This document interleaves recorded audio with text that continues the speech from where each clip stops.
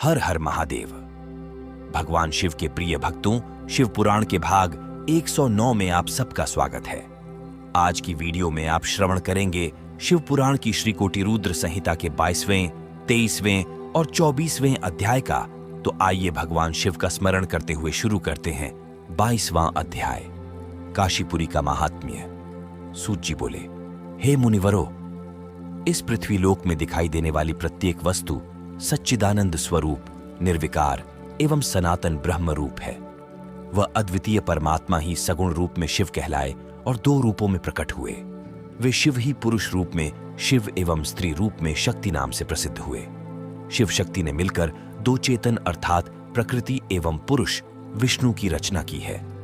तब प्रकृति एवं पुरुष अपने माता पिता को सामने न पाकर सोच में पड़ गए। उसी समय आकाशवाणी हुई। आकाशवाणी बोली, तुम दोनों को जगत की उत्पत्ति हेतु तपस्या करनी चाहिए, तभी सृष्टि का विस्तार होगा। वे दोनों बोले, हे स्वामी, हम कहां जाकर तपस्या करें? यहां पर तो ऐसा कोई स्थान नहीं है जहां तपस्या की जा सके। तब भगवान शिव ने 5 कोस लंबे चौड़े शुभ व सुंदर नगर की तुरंत रचना कर दी। वे दोनों त्रिलोकीनाथ भगवान शिव के चरणों का स्मरण करके वहां तपस्या करने लगे। उन्हें इस प्रकार तपस्या करते करते बहुत समय बीत गया। उनकी कठिन तपस्या के कारण उनके शरीर से पसीने की बूंदें निकली। उन श्वेत जल की बूंदों को गिरता हुआ देखकर भगवान श्रीहरि विष्णु ने अपना सिर हिलाया। तभी उनके कान से एक मणि गिरी और वह स्थान मणिकर्णिका नाम से प्रसिद्ध हो गया। जब उनके शरीर से निकली जल राशि से वह नगरी बहने लगी, तब कल्याणकारी भगवान शिव ने अपने त्रिशूल की नोक पर उसे रोक लिया। तपस्या में किए गए परिश्रम से थककर विष्णु तथा उनकी पत्नी प्रकृति वहीं उसी नगर में सो गए। तब शिव जी की प्रेरणा स्वरूप विष्णु जी की नाभि से कमल उत्पन्न हुआ। उसी कमल से ब्रह्मा जी उत्पन्न हुए। भगवान शिव की आज्ञा पाकर ब्रह्मा जी ने सृष्टि की रचना आरंभ कर दी। ब्रह्मा जी ने 50 करोड़ योजन लंबा और 50 करोड़ योजन चौड़ा ब्रह्मांड रच दिया। इसमें 14 अद्भुत लोकों का भी निर्माण ब्रह्मा जी ने किया। इस प्रकार जब सर्वेश्वर शिव की आज्ञा से ब्रह्मा जी द्वारा ब्रह्मांड का निर्माण हो गया, तब भक्त वत्सल भगवान शिव के मन में विचार आया कि इस संसार के सभी प्राणी तो कर्मपाश में बंधे रहेंगे। सांसारिक मोह माया में पड़कर भला वे मुझे किस प्रकार पा सकेंगे? ऐसा सोचकर त्रिलोकीनाथ कल्याणकारी भगवान शिव ने अपने त्रिशूल से 5 कोस नगरी उतारकर ब्रह्मांड से अलग की। तत्पश्चात उसमें अपने अविमुक्ति ज्योतिर्लिंग की स्थापना कर दी। यही पंचकोसी, कल्याणदायिनी, ज्ञानदात्री एवं मोक्षदात्री नगरी काशी कहलाई। भगवान शिव ने इस नगरी में अपने ज्योतिर्लिंग की स्थापना करने के पश्चात इसे पुनः मृत्युलोक में त्रिशूल के माध्यम से जोड़ दिया। कहते हैं, ब्रह्मा जी का एक दिन पूरा होने पर प्रलय आती है, परंतु इस काशी नगरी का नाश असंभव है, क्योंकि प्रलय के समय शिव जी इस काशी नगरी को अपने त्रिशूल पर धारण कर लेते हैं तथा सब शांत हो जाने पर काशी को पृथ्वीलोक से जोड़ देते हैं। इसीलिए मुक्ति की कामना करने वालों को काशी जाना चाहिए। यहाँ के दर्शनों से हर प्रकार के पापों से मुक्ति मिल जाती है।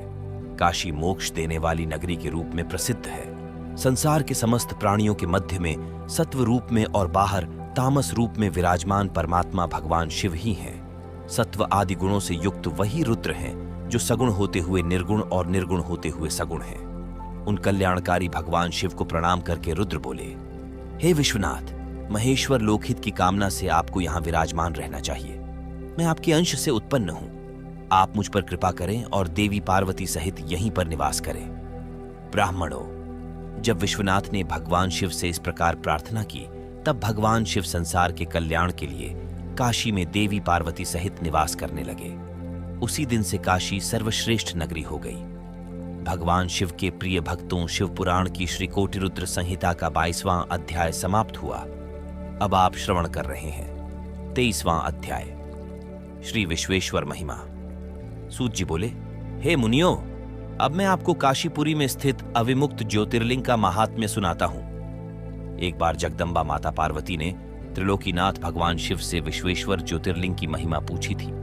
तब अपनी प्राण वल्लभा देवी पार्वती का प्रश्न सुनकर भगवान शिव बोले, हे प्रिय, मनुष्य को भक्ति और मुक्ति प्रदान करने वाला उत्तम धाम काशी है।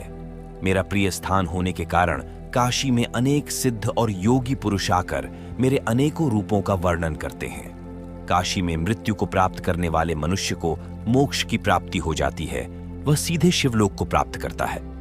स्त्री पवित्र हो या अपवित्र, कुनारी हो या सुहागन या अन्य काशी में मरकर मोक्ष को प्राप्त करती हैं। काशी में निवास करने वाले भक्तजन बिना जाति, वर्ण, ज्ञान, कर्म, दान, संस्कार, स्मरण अथवा भजन के सीधे मुक्ति को प्राप्त होते हैं।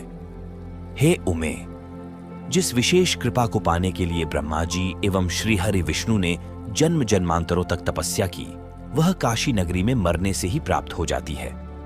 मनुष्य योग्य अयोग्य कर्म करे या धर्म अथवा अधर्म के मार्ग पर चले, इस काशीपुरी में मृत्यु पाकर जीवन मरण के बंधनों से छूट जाता है। हे देवी, जो काशी नगरी में निवास करते हुए भक्तिपूर्वक मेरा ध्यान स्मरण करता है अथवा मेरी आराधना अथवा तपस्या करता है, उसके पुण्यों की महिमा का वर्णन करना तो मेरे लिए भी असंभव है। वे सब मुझ में ही स्थित हैं। शुभ कर्मों से स्वर्ग प्राप्त होता है एवं अशुभ कर्मों से नरक की प्राप्ति होती है। हमारे द्वारा किए गए शुभ अशुभ कर्मों से ही जन्म मरण निश्चित होता है तथा सुख की प्राप्ति होती है। पार्वती, 3 प्रकार के कर्म होते हैं। प्रथम, पहले जन्म में किए कर्म संचित होते हैं। द्वितीय, इस जन्म में किए हुए क्रियमाण हैं। और तृतीय, दोनों के द्वारा मिल रहा फल जो शरीर में भोगे जा रहे हैं, प्रारब्ध कर्म कहलाते हैं। संचित तथा क्रियमाण कर्मों को दान दक्षिणा देकर एवं पुण्य कर्मों द्वारा कम अथवा खत्म किया जा सकता है, परंतु प्रारब्ध कर्मों को मनुष्य को भोगना ही पड़ता है। काशीपुरी में किया गया गंगा स्नान संचित एवं क्रियमाण कर्मों को नष्ट कर देता है। प्रारब्ध कर्म काशी में मृत्यु से ही नष्ट होते हैं। काशी का रहने वाला यदि कोई पाप करता है तो काशी के पुण्य प्रताप से तुरंत ही पाप से मुक्त हो जाता है। हे ऋषिगणों, इस प्रकार काशी नगरी एवं विश्वेश्वर लिंग का महात्म्य मैंने आपको सुनाया है, जो कि भक्तों एवं ज्ञानियों को भोग और मोक्ष प्रदान करने वाला है। भगवान शिव के प्रिय भक्तों, शिव पुराण की श्री कोटि रुद्र संहिता का 23वां अध्याय समाप्त हुआ। अब आप श्रवण कर रहे हैं 24वां अध्याय। गौतम प्रभाव। सूत जी बोले, हे महामुनियों, प्राचीन काल में गौतम नामक एक महामुनि थे, जिनकी पत्नी का नाम अहिल्या था। वे महामुनि गौतम दक्षिण में स्थित ब्रह्म पर्वत पर 1000 वर्षों में सिद्ध होने वाली तपस्या कर रहे थे। उस समय लगभग 100 वर्षों से वर्षा नहीं हुई थी, जिससे सूखा पड़ा हुआ था। पीने के लिए जल भी उपलब्ध नहीं था। सारे वृक्ष पौधे आदि सभी वनस्पतियां सूख चुकी थीं। उस समय आए इस संकट से मुक्ति दिलाने हेतु बहुत से ऋषि मुनियों ने समाधि ले ली थी। तब गौतम ऋषि ने इस वर्षा के संकट को दूर करने हेतु वर्षा के देव वरुण को प्रसन्न करने हेतु उनकी तपस्या करनी आरंभ की। गौतम ऋषि ने 6 महीने तक वरुण देव की घोर तपस्या की, जिससे वरुण देवता प्रसन्न हुए और उन्होंने गौतम ऋषि को साक्षात दर्शन दिए। वरुण देव बोले, हे गौतम ऋषि, मैं आपकी उत्तम भक्ति भावना से की गई तपस्या से बहुत संतुष्ट हुआ हूं। मांगो, क्या वर मांगना चाहते हो? तब वरुण देव का प्रश्न सुनकर गौतम बोले, हे वरुण देव, आप तो सर्वज्ञाता हैं।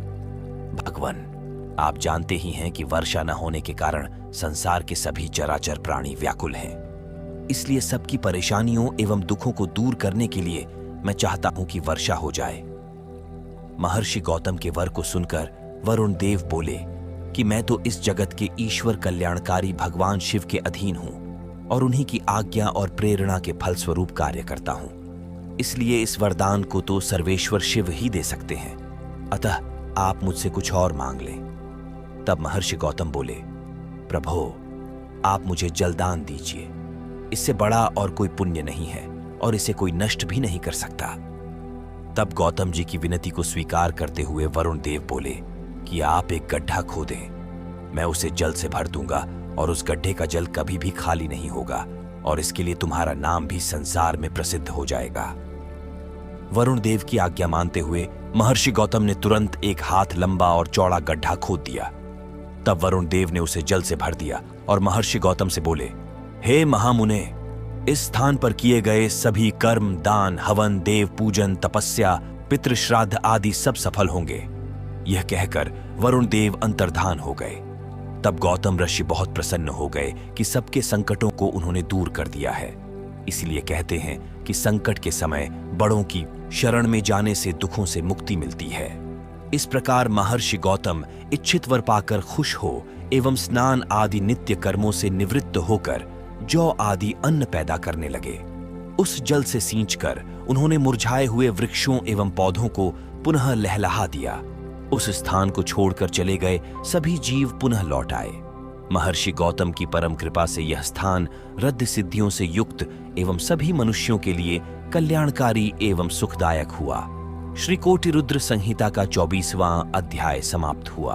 अगले भाग में आप श्री कोटि रुद्र संहिता के 25वें अध्याय का श्रवण करेंगे। अगर आपने इससे पहले के अध्याय श्रवण नहीं किए हैं तो आप धर्म भाव चैनल पर जाकर संपूर्ण शिव पुराण का श्रवण कर सकते हैं। वीडियो पसंद आई हो तो वीडियो लाइक जरूर करें, और अगर आपने चैनल को सब्सक्राइब नहीं किया हो तो चैनल को सब्सक्राइब कर बेल आइकन दबाना ना भूलें, ताकि आने वाली वीडियो सबसे पहले आपको मिल सके। हर हर महादेव।